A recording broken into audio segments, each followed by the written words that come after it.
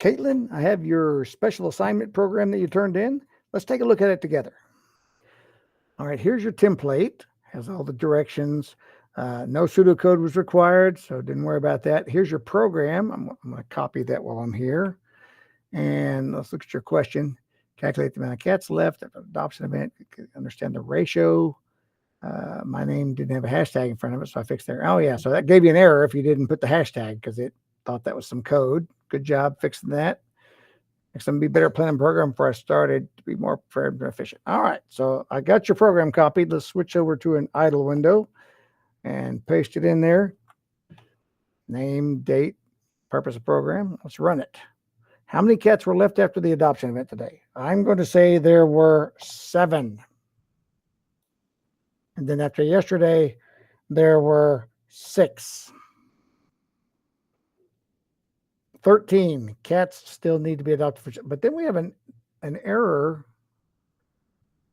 Main not defined in line. Oh, well, you ended your program, but you never started your main function. You forgot that line at the top. You should have had define main so it knows this is the main part of your program. You just started your program and then you went to end it with this main statement and it went, wait a minute, what are we ending? Because you never started.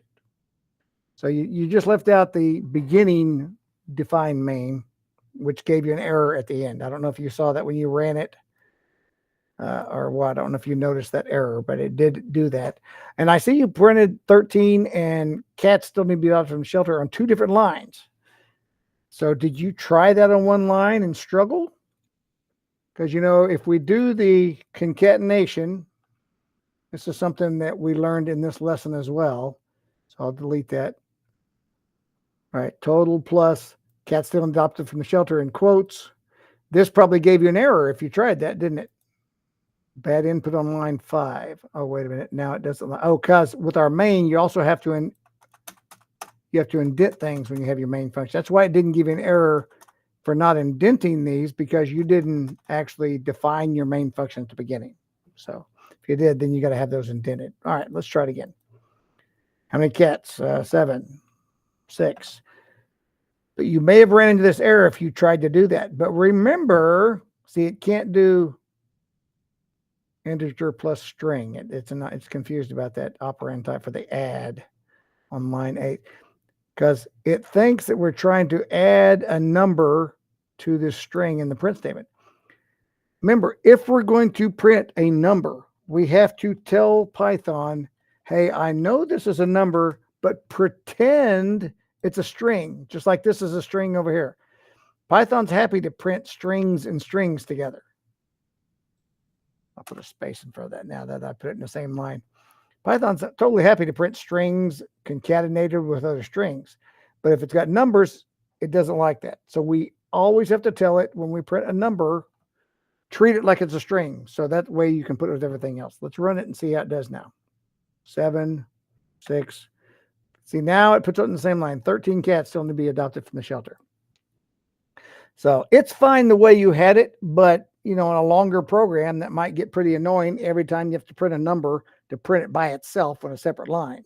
So just, you know, you need to learn this part. So I give you this feedback to help you be a better programmer. That's not something I'm going to deduct for because it still printed the results. That was fine. But to help your programming skills, I want you to know how to be able to do that in the same line on there. So I'm kind of okay with these variable names. It could be a little better, you know, maybe today cats might be a better name. We could say yester cats, you know, just to say today's cats, yester cats. You put TDY and YDY for today and yesterday, and that's okay. It's a short program. If it's a longer program, you'd probably want better names, just so if you get 50 lines down, you'd remember what the variable meant if you had to use that variable again.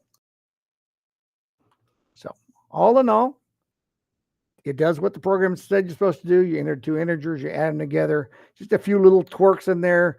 You forgot the define main statement, so that created a problem. And then I just wanted to tell you about printing numbers and strings on the same line. That's not a deduction for sure, but need for your programming skills to help you do that better. So, all right, we'll see you in class.